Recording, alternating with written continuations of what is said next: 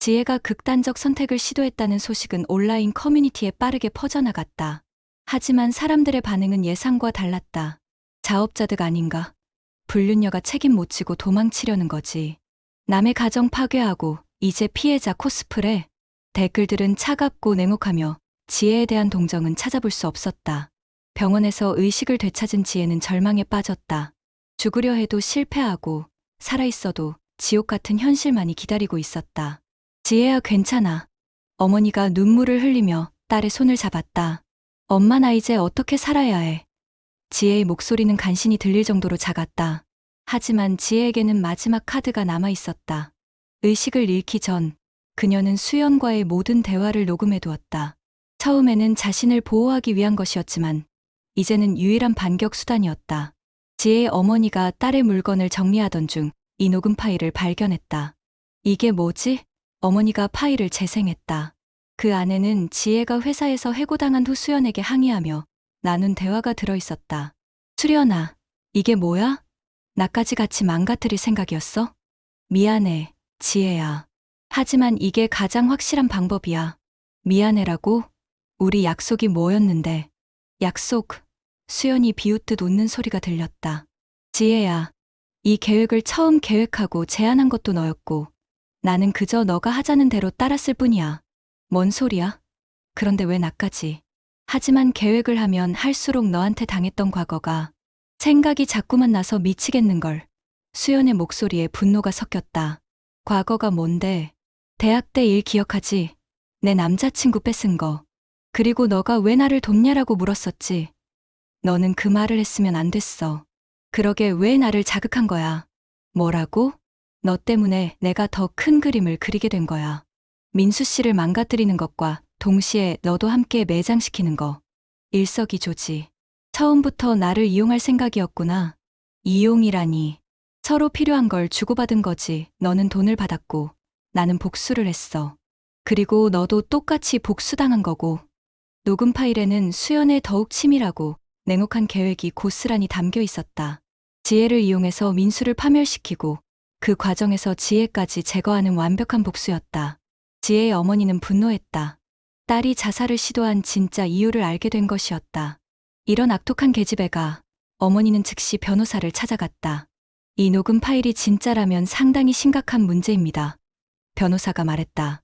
사기, 명예훼손, 그리고 무엇보다 타인을 이용한 계획적 범죄의 증거거든요. 지혜는 병원에서 회복한 후 모든 진실을 폭로하기로 결심했다. 더 이상 잃을 것도 없었다. 나는 수연의 계획에 이용당한 거예요. 지혜가 온라인 커뮤니티의 장문의 글과 함께 녹음 파일을 공개했다. 모든 게 다 수연이 계획한 거였어요. 가짜 임신도, 불륜 유혹도, 심지어 저를 파멸시키는 것까지 모든 것이 그녀의 복수 계획이었습니다. 녹음 파일이 공개되자 여론이 요동쳤다. 하지만 지혜가 기대했던 반응은 나오지 않았다. 어쨌든 불륜한 건 사실이잖아. 공모했으면서 이제 와서 피해자. 돈 받고 남의 남편 유혹한 건 맞잖아. 아무도 믿지 않으며 지혜는 또 다시 절망했다. 아무리 진실을 말해도 불륜녀라는 타이틀은 지워지지 않았다. 오히려 계획적으로 불륜을 저질렀다는 비판만 더 커졌다. 지혜야, 이제 그만해. 고향으로 내려가자. 어머니가 딸을 안아주며 말했다. 지혜는 모든 것을 포기했다. 발버둥 쳐봐도 사회가 그녀를 용서하지 않는다는 것을 깨달았다.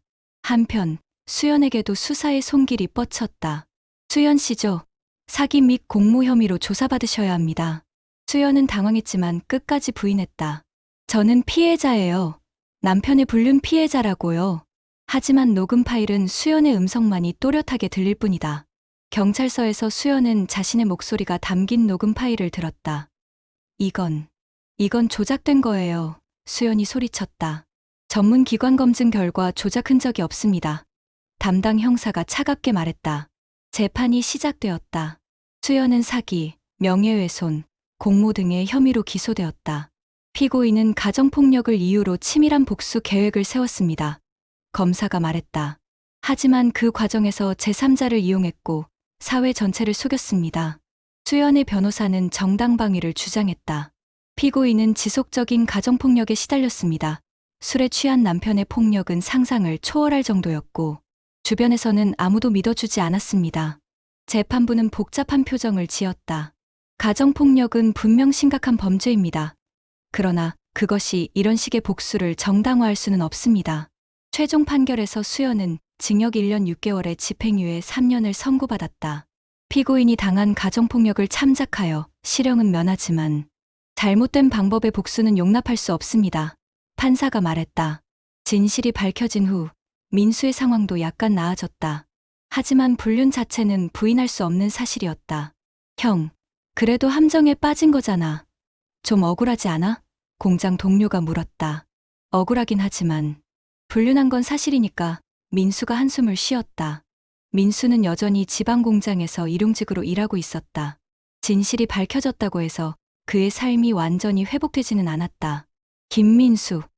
아, 그 불륜남이네. 여전히 사람들의 시선은 차가웠다.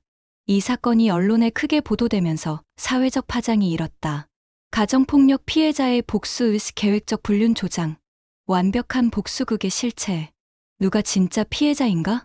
그렇게 상처만 남긴 채 3년이 흘렀다. 수연은 집행유예 기간을 조용히 보내고 있었다. 카페는 문을 닫았고 사회 복귀는 쉽지 않았다. 하지만 그녀는 자신의 복수가 성공했다고 생각했다. 결국 민수 씨는 망했고 지혜도 망했어. 그것만으로 된 거야. 수연이 혼잣말로 중얼거린다.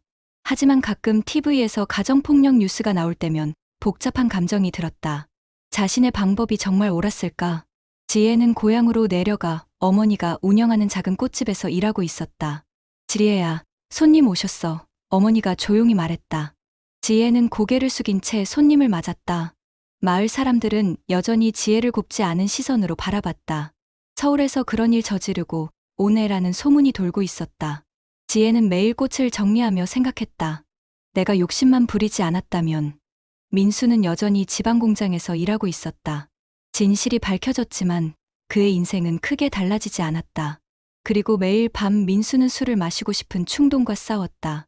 하지만 더 이상 술을 마시지 않았다. 모든 비극이 술에서 시작되었다는 것을 알고 있었기 때문이다. 어느 날 수연은 우연히 민수를 마주쳤다. 지방 버스터미널에서였다. 민수는 여전히 초라한 작업복을 입고 있었고 얼굴도 많이 늙어 보였다. 수연아? 민수가 먼저 말을 걸었다. 목소리에는 복잡한 감정이 섞여 있었다. 하지만 수연은 민수를 똑바로 바라보고도 못 본 척 지나쳤다. 인사조차 하지 않았다. 수연아, 잠깐만. 민수가 뒤에서 불렀지만 수연은 돌아보지 않았다. 민수는 그 자리에 서서 수연의 뒷모습을 바라봤다. 한때는 자신의 아내였던 그 여자가 이제는 완전히 남이 되어버렸다. 아니, 남보다 못한 사이가 되어버렸다. 내가 정말 모든 걸 망쳤구나. 민수가 한숨을 쉬며 혼잣말을 했다. 그는 이제야 깨달았다. 자신의 폭력이 얼마나 큰 상처를 남겼는지, 그리고 그 상처가 어떤 끔찍한 결과를 낳았는지를. 모든 것이 자신의 잘못에서 시작된 일이었다. 민수는 다시 한번 현실을 직시했다. 지방 공장에서의 일용직 생활, 고시원에서의 쓸쓸한 저녁들, 그리고 아무도 자신을 기다리지 않는 미래. 이 모든 것이 자신이 선택한 길의 결과였다. 한편 지혜는 고향으로 내려가 어머니가 운영하는 작은 꽃집에서 일하고 있었다. 하지만 여전히 사람들의 시선은 차가웠다. 저 애가 서울에서 그런 일을 저질렀다면서. 마을 사람들의 수군거림은 끊이지 않았다. 지혜는 매일 꽃을 정리하며 생각했다. 진실을 말해도 아무도 믿지 않는 현실, 그리고 평생 따라다닐 불륜녀, 사기꾼이라는 꼬리표. 어떤 날은 온라인에 또다시 해명글을 올리고 싶은 충동을 느꼈지만 이미 세상은 그녀의 말에 귀 기울이지 않는다는 것을 알고 있었다. 엄마, 저 정말 후회돼요. 지혜가 어머니에게 말했다. 지혜야, 후회해도 소용없어. 이제는 조용히 살아가자. 어머니가 딸의 머리를 쓰다듬었다. 그리고 수연은 작은 원룸에서 하루를 마감하며 창밖을 바라보고 있었다. 모든 복수를 완성했다고 생각했다. 민수는 망했고 지혜도 망했다. 자신이 원하던 결과였다. 하지만 이제 자신에게 남은 것은 무엇인가? 텅 빈 통장, 집행유예라는 전과자 신분, 아무도 연락하지 않는 휴대폰, 그리고 혼자 먹는 저녁 라면. 복수는 성공했는데 왜 이렇게 허망할까? 수연이 혼잣말을 했다. 민수를 망가뜨렸지만 그것이 자신을 행복하게 만들어주지는 않았다. 지혜를 파멸시켰지만 그것이 자신의 상처를 치유해주지는 않았다. 오히려 복수의 과정에서 자신도 모든 것을 잃어버렸다. 돈도, 사람도, 미래도. 아무것도 얻지 못했네. 수연의 목소리가 공허하게 울렸다. 그녀는 거울을 바라봤다. 거기에는 복수에 성공한 승리자가 아니라 모든 것을 잃고 홀로 남은 초라한 여자가 있을 뿐이었다. 민수도 망했고 지혜도 망했다. 하지만 자신도 결국 똑같이 망한 것이었다. 복수는 모든 사람을 파멸로 이끌었을 뿐 진정한 승자는 아무도 없었다. 이게 내가 원했던 결말일까? 수연이 마지막으로 중얼거렸다. 밤이 깊어가는 날 민수는 오늘도 후회하는 날로 마무리하며 고시원 방에서 우연히 짐을 정리하다가 오래된 상자 하나를 발견했다. 그 안에는 수연과 연애할 때 찍었던 사진들이 들어있었다. 사진 속 수연은 밝게 웃고 있었고 그 옆에서 자신도 행복한 미소를 짓고 있었다. 그리고 민수는 프로포즈했던 그날을 떠올렸다. 수연아, 내가 세상에서 가장 행복한 여자로 만들어줄게. 평생 너만을 사랑할 테니 나와 결혼해줄래? 그때의 자신은 정말 진심이었다. 수연을 행복하게 해주고 싶었고 완벽한 남편이 되고 싶었다. 하지만 언제부터였을까? 술에 취해 그녀를 때리기 시작한 것은 자신이 약속했던 세상에서 가장 행복한 여자를 가장 불행한 여자로 만들어버린 것은 민수는 참아왔던 눈물을 위로받을 사람도 없이 미안해. 정말 미안해. 라며 하염없이 울고 후회했다. 사진 속 밝은 미소를 짓고 있던 수연은 이제 영원히 돌아올 수 없으며 그 미소를 지워버린 것은 다름 아닌 자신이었다. 그리고 세상은 여전히 그들을 평가하고 있었다. 수연은 치밀한 복수자로, 지혜는 불륜녀로, 민수는 가정폭력범으로 각자에게 붙은 꼬리표는 시간이 흘러도 지워지지 않았다. 결국 성공한 복수 없이 모든 이가 상처받고 모든 이가 무언가를 잃었다. 복수는 단지 파괴의 연쇄 반응을 만들어낼 뿐이었다. 그렇게 시간은 흘러가고 있었다. 상처를 아는 채로, 후회를 품은 채로, 그리고 각자만의 방식으로 하루하루를 버텨내며, 그리고 여전히 사회는 서로를 헐뜯고 남들의 복수와 상처에 쾌락을 즐기고 있다.